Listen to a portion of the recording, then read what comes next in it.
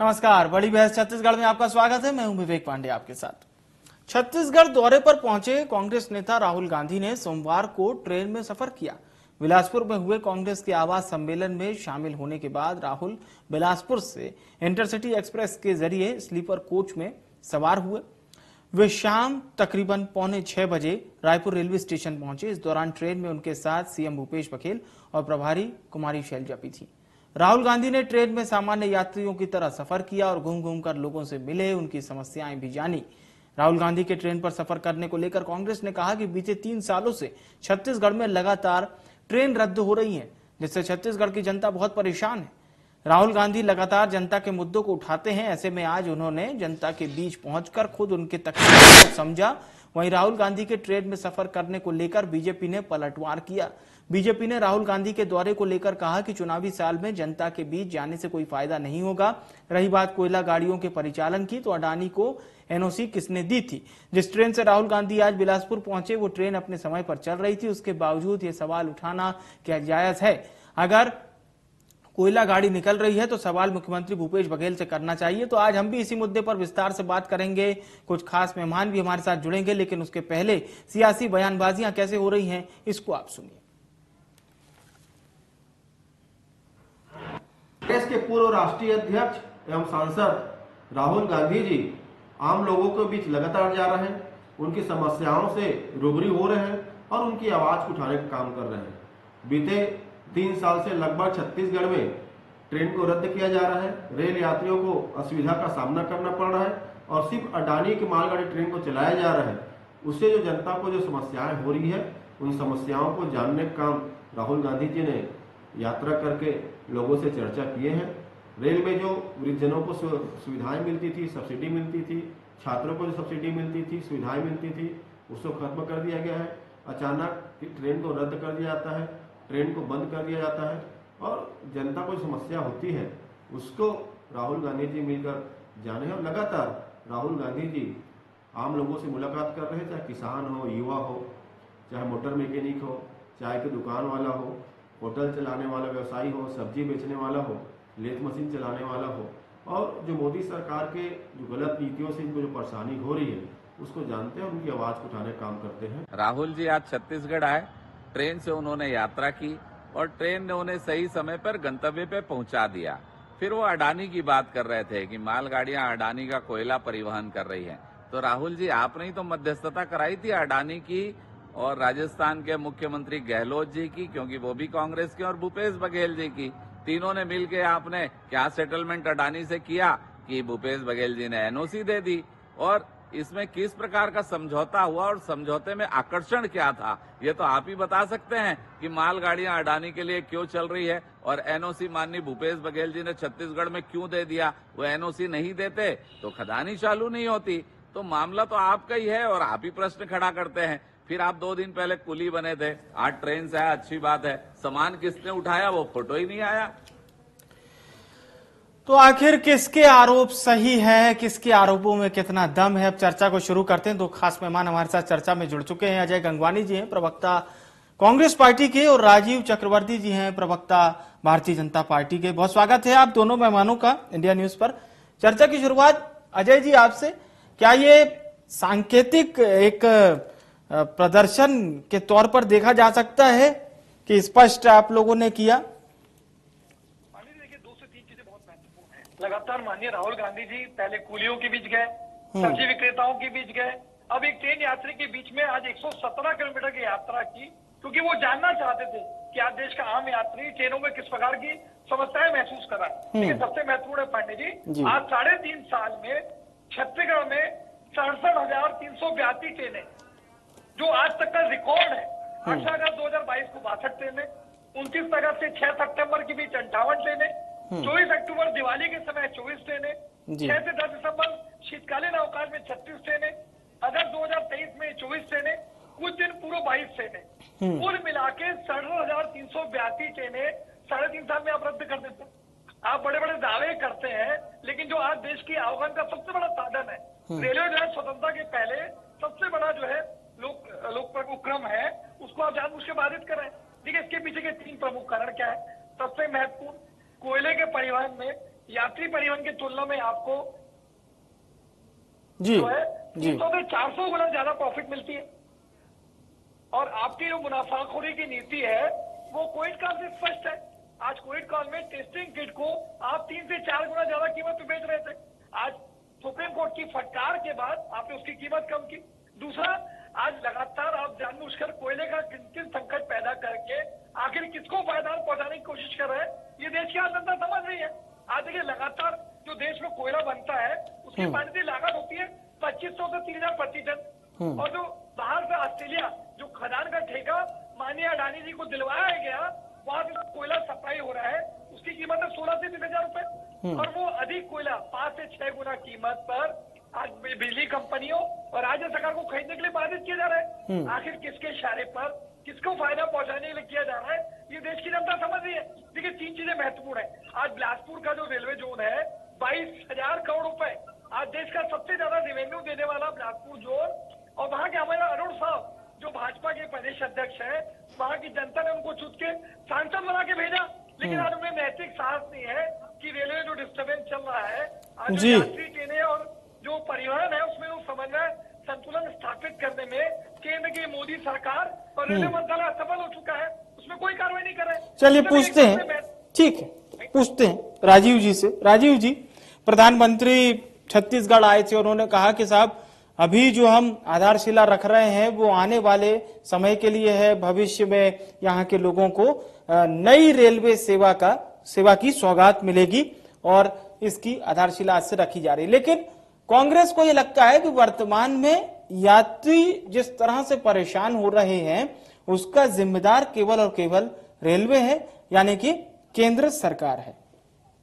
देखिए, राहुल गांधी जी आज आए, सबसे पहले तो राहुल गांधी जी आज इंडिया और भारत शब्दों का इस्तेमाल कर रहे थे, लेकिन मुझे याद है कैम्ब्रिज के जिस हॉल को उन्होंने किराए में लिया था, उन्होंने कहा था कि भारत कोई राष्ट्र ही नहीं है, बहुत सारे राज्यों का समूह है और जो भारत को राज्य बोलता है वो दूसरे प्रवृत्ति के लोग हैं, वो राजाधारी प्रकृति के लोग हैं, बहुत सारे शब्द उन्होंने। जी, सबसे पहले जी। जो भी हो, हम छत्तीसगढ़ की धारा पर उनका स्वागत करते हैं, भले ही वो हमारे भारत का मान मर्यादा करें, भारत के खिलाफ बातें कहें या राष्ट्र धर्म के बारे में अपमानजनक बातें कहें। जहां तक बात है, वो आज जिस परियोजना का उद्घाटन कर रहे थे, उस परियोजना यानी आवास, ग्रामीण आवास, उस ग्रामीण आवास को लेकर टीएस सिंहदेव जी ने मंत्रिमंडल का बॉयकॉट किया था, उससे इस्तीफा दिया था और उन्होंने कहा था कि मैं 7 लाख परिवारों का गुनाहगार हूँ, मुझे क्षमा करिए, तो उन्होंने इस्तीफा दे दिया था।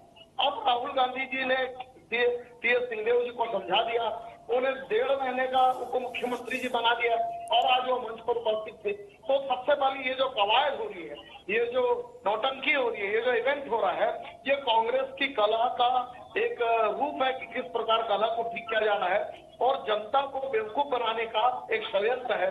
जो जनता ने देखा कि कांग्रेस पार्टी ने कहा शराबबंदी करेंगे, शराब का घर बना दिया छत्तीसगढ़ को, जिस कांग्रेस ने कहा कि हम शानदार राज्य बनाएंगे, वो अपराध का घर बना दिया छत्तीसगढ़ को। पल पल में बलात्कार, पल पल में हत्या और हत्यारों के साथ शासन के पास।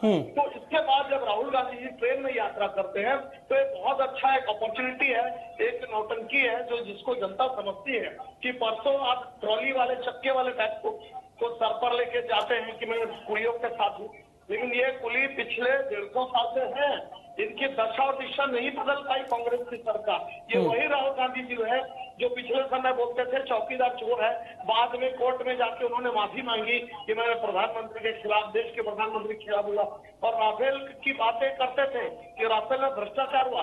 दरअसल राहुल गांधी जी वो चाहते कि केवल भारत चाइना पर डिपेंड रहे। पता नहीं चाइना और उनके बीच में कौन सी डील हुई है।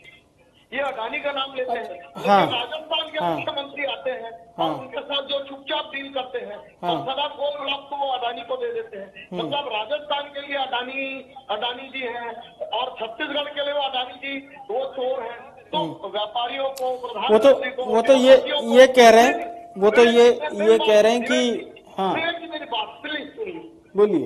ये कह रहे हैं कि अडानी जी राजस्थान में तो उद्योगपति है, छत्तीसगढ़ में चोर है, दिल्ली में चोर है। तो अगर चाइना की कोई कंपनी आ जाए तब तो वो ठीक है।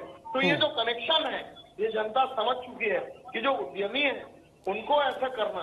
ये कांग्रेस ही थी जिन्होंने निजी उद्यमों को नई आर्थिक नीति के तहत आगे बढ़वाया था 1990 में, मनमोहन सिंह की सरकार।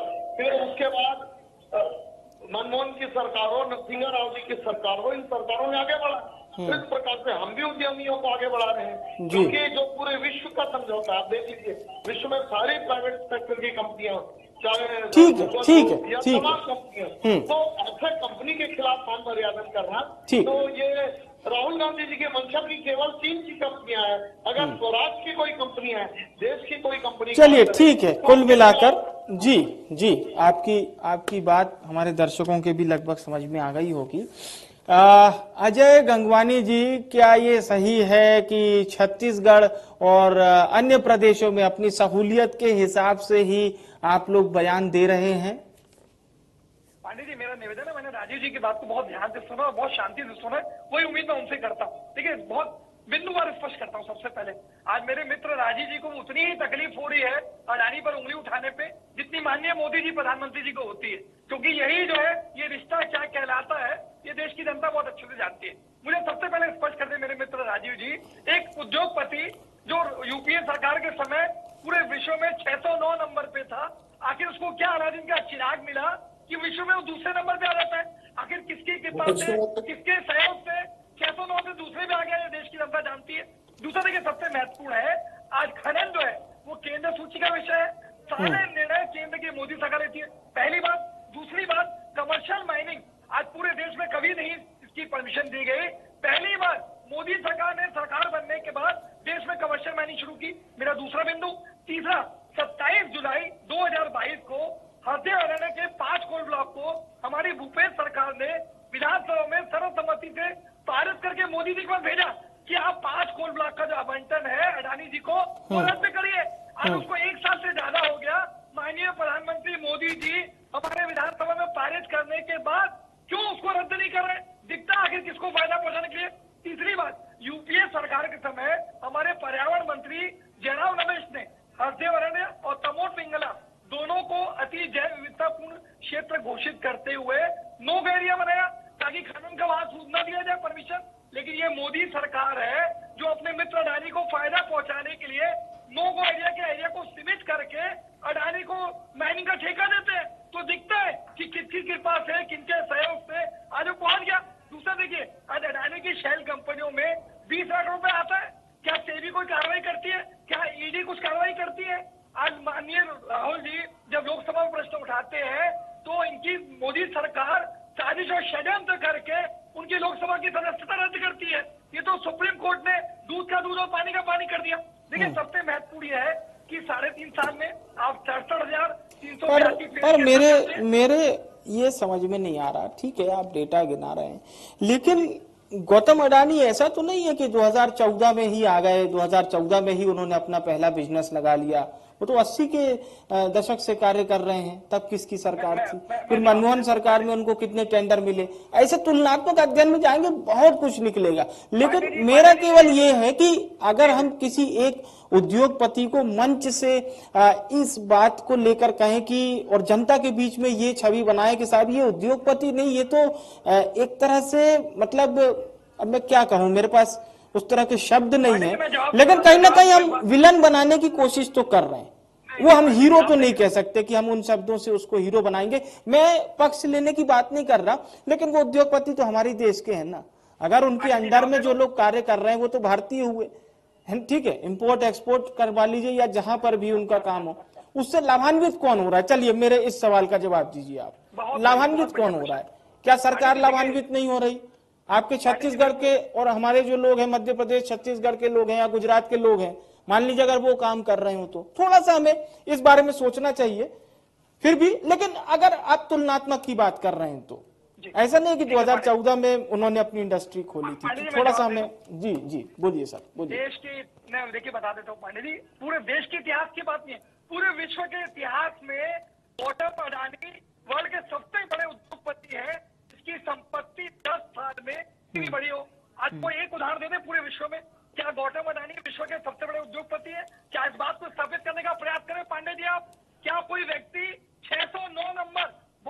महत्वपूर्ण आंकड़ा जो दर्शकों को सुनना चाहिए। जी, बिल्कुल, 609 बिल्कुल। नंबर से दूसरे नंबर पे किसी विश्व के इतिहास में कोई एक भी उदाहरण राजीव जी दे दें या पांडे जी आप दे दें, ये क्या बिना किसी केंद्र सरकार के सहयोग के संभव है? मुझे बता दीजिए। दूसरा ऐसा बता दीजिए 13 हवाई अड्डे देखिए, लेकिन अजय जी आपको भी पता होगा। मेरा निवेदन है, आपने प्रश्न पूछा। हाँ, आपने उदाहरण पूछा था। मैं पूरा कंप्लीट करूं। मैं बोलिए सर, बोलिए, पूरा कंप्लीट कीजिए। बोलिए सर। सबसे महत्वपूर्ण पांडे जी, आज देश के 13 एयरपोर्ट, आज एयरपोर्ट को जो अलॉटमेंट की शर्तें हैं, आखिर किसको फायदा पहुंचाने के लिए? क्योंकि अडानी जी को देखिए, मैं ठीक है राजीव जी, मैं आऊंगा आपके पास, आपको भी पर्याप्त अभी समय मिलेगा। बोलिए अजय जी, बोलिए। पांडे जी, महत्वपूर्ण ये है, आज देश के 13 एयरपोर्ट आप अडानी की कंपनी को सौंप देते हैं। क्या अडानी की कंपनी का एयरपोर्ट फील्ड में कोई पुराना एक्सपीरियंस है? नहीं। आज जो नियम और शर्तें लागू थी, जो नियम और शर्तें लागू थी कि एयरपोर्ट के अलॉटमेंट की जो शर्तें थी, आपके 3 प्रश्न आ गए। 3 प्रश्न आ गए। ठीक है राजीव जी सुन लीजिए। राजीव जी सुन लीजिए उनकी बात। एक शब्द नहीं बोले दूंगा, ऐसा करेंगे आप तो गलत तरीका है। हाँ बोलिए। अजय जी आप क्या भाषण दे रहे हैं कि डिबेट कर रहे हैं? अजय जी आपके 3 सवाल आ गए। आपके 3 सवाल आ गए। ठीक है राजीव जी, चर्चा अच्छी हो रही है, होने दीजिए। अजय जी अपनी बात जल्दी रखिए। देखिए, मैं स्पष्ट कह रहा हूँ। देखिए पांडे जी, अडानी की कंपनी को देश के 13 एयरपोर्ट का टेंडर देने के लिए कैसे मिला ये पूछ लेते हैं। राजीव चक्रवर्ती जी जवाब देंगे इस बात। 10 सेकंड जरूरी। ओहो, महत्वपूर्ण ये है। अरे अजय जी आप भाषण दे रहे हैं कि डिबेट कर रहे हैं? ठीक है, बोलने दीजिए। देखिए, राजीव जी का चरित्र है, जब इनकी पर्दाफाश होता है ना, आज मोडानी के रिश्ते। तो आप भाषण दोगे? चलिए ठीक है, आपने सवाल पूछ लिया है, राजीव जी से जवाब दे देते हैं। राजीव जी ने सवाल सुन लिया है, बोलिए राजीव जी। अजय जी आपके 3 प्रश्न हैं कि इनकी कंपनी कैसे आगे बढ़ गई। दूसरा प्रश्न आपका था कि एयरपोर्ट कैसे मिल गए। अब मैं बताता हूँ एयरपोर्ट। वो ये पूछ रहे हैं कि 609 नंबर से दूसरे तक कैसे पहुंचे, ये पूछ रहे हैं वो। ठीक है Ajay ji, Facebook, Google, Arcelor Mittal, ये जब शुरुआत हुए थे इनकी जमा पूंजी 400 मिलियन करोड़ थी। अब शेयर मार्केट में फ्लोट होने के बाद अगर मान लीजिए कोई 10 रुपए की चीजें हैं, वो मान लीजिए 1000 रुपए से सब्सक्राइब हो रही है, तो 10 गुना कितने? सुनिए ना, मैं अडानी का कोई प्रवक्ता नहीं हूँ। अच्छा, कोई कंपनी आगे बढ़ रही है। ठीक है, सुन लीजिए, फिर आप भी अपनी बात रख लीजिएगा। आपके पेट में दर्द हो रहा है क्या? भारत की कोई कंपनी। दूसरा प्रश्न इनका था कि दूसरा इनका प्रश्न था कि कैसे एयरपोर्ट दे दिया गया। तो आपके मनमोहन सिंह ने जीवीके को एयरपोर्ट क्यों दिया? आपकी कंपनी ने जीवीके को क्यों दिया? जीवीके को वो क्या एयरपोर्ट चलाने का अनुभव था? बिल्कुल ओपन टेंडर था। जो H1 पे देता है ना, तो आप ताला लगा दीजिए। आपकी सरकार आएगी, भारत के पूरे उद्योगों को ताला लगा दीजिए, है ना। हाँ, और चाइना की सारी कंपनियों को बुला लीजिए। आपकी कांग्रेस पार्टी चाहती है कि देश के सारे उद्योग जाए और चाइना के डाइसल आ जाए, चाइना की जीपे मोटर्स आ जाए, है ना। तो ऐसा नहीं होता है। हाँ, कोल ब्लॉक के बारे में बता रहा हूँ। कोल ब्लॉक आपकी कंपनी चाहे तो आज रद्द कर सकती है, आपकी कांग्रेस पार्टी आज रद्द कर सकती है। जमीन का लीज। अच्छा ठीक है, आप लोग आपसी चर्चा कर रहे हैं, उसमें बात नहीं निकल पा रही। अजय जी आपको सवालों के जवाब मिल गए? राजीव जी ने जो जवाब दिए नहीं, अभी मेरे जवाब उन्होंने सुना ही नहीं। वो तो भ्रम फैलाना चाहते हैं। उन्होंने बोला ही नहीं, इंटरप्ट कर दिया। उन्होंने इंटरप्ट कर दिया। हाँ, वो कह रहे थे कि आप झूठ कह रहे हैं, उनका ये कहना है। मान लीजिए कोई कंपनी का शेयर वैल्यू बढ़े। मैं आता हूँ अजय जी आपके पास, एक बार राजीव जी की बात पूरी हो जाने दीजिए। बोलिए। बोलने ही नहीं देंगे यार विपक्ष को। बोलिए, पत्रकारों को जेल में डाले। चलिए बोलिए चक्रवर्ती जी अपनी बात रखिए। कोई 800 करोड़ की कोई कंपनी है, उसका शेयर ओवर वैल्यूड होता है जब मार्केट में सब्सक्राइब होता है तो अगर 4 गुना हुआ तो 400 करोड़ की कंपनी 4000 करोड़ की कंपनी बन जाती है। ये एक नहीं तो मैं पिछले 100 साल का रिकॉर्ड है। और जहां तक एयरपोर्ट की बातें हैं तो आपने जीवीके को दिया था ओपन टेंडर से, और हमारी सरकार ने भी, क्योंकि हमने भी ओपन टेंडर से एयरपोर्ट के द्वारा। ठीक है, समय कम है, सवाल ज्यादा हो रहे हैं। अजय जी बोलिए अजय जी, 30 सेकंड। ठीक है, एक अंतिम प्रतिक्रिया के लिए आपके पास आऊंगा। राजीव जी बोलिए। अजय जी देखिए, बहुत अच्छी बात राजीव जी ने रखी, सच को स्वीकार किया। आज इंडियन एक्सप्रेस जो सबसे बड़ा अखबार है अमेरिका का, उसने रिपोर्ट में स्पष्ट रूप से कहा कि अडानी की शैल कंपनियों में फर्जी जो है $1 बिलियन जो कंपनी के माध्यम से इन्वेस्ट किए गए, ताकि जो इनके शेयर्स है उसमें जो है फ्लक्चुएशन करके तो उसको कंपनी को फायदा पहुंचाया जाए। और राजीव जी ने खुद इस बात को स्वीकार किया चैनल पे। आज वो शेयर कंपनियों ने स्पष्ट रूप से बड़े बड़े अखबारों में प्रिंट होता है, कहीं कि आपने मीडिया में पढ़ा, क्या सेबी ने कोई कार्रवाई की, ये दिख रहा है। अब लगातार जिस प्रकार ठीक है, समय पूरा होता जा रहा है। राजीव जी बोलिए। LIC पे लाखों रुपए किसके दबाव में? ठीक है अजय जी। राजीव जी हर कंपनी, पहली बात, हम किसी कंपनी के टाटा बाटा लाटा साटा अडानी अंबानी किसी कंपनी के प्रॉपर्टी नहीं। हम भारतीय जनता पार्टी की बात करते हैं। कांग्रेस चाहती है देश की सारी कंपनियां बंद हो जाए और वो सफेद हाथी की तरह, जैसे कांग्रेस पार्टी ने 60 साल से जो कंपनियां चलाती थी, जो सफेद हाथी का रूप ले चुकी है, ऐसा चलाएंगे। अब देश की कंपनियों को चाहते हैं डूब जाए, देश की अर्थव्यवस्था डूब जाए। आप जानते हैं अमेरिका में AIT जब बंद हो गई, जीके मोटर जब समय फिलहाल अब इजाजत नहीं दे रहा है चर्चा को आगे बढ़ाने की। बहुत बहुत शुक्रिया अजय जी, राजीव जी, आप दोनों मेहमानों का हमारे साथ चर्चा में शामिल होने के लिए। सवाल तो ढेरों हैं, केवल एक सवाल नहीं है, चाहे वो देश के उद्योगपतियों को लेकर हो या फिर सियासत से जुड़े बड़े लोगों को लेकर हो, चाहे वो कांग्रेस पार्टी के आला कमान मेंबर हो या बीजेपी के। पर एक छोटा सा सवाल ये जरूर होना चाहिए कि उद्योगपतियों से भला किसका होता है? क्या जनता का भला नहीं होता? क्या उन लोगों का भला नहीं होता जिनको रोजगार मिलता है, जिनका रोजगार चलता है? क्या इससे टैक्स प्रणाली के तौर पर सरकार का भला नहीं होता, या फिर विश्व में आपकी धमक नहीं होती?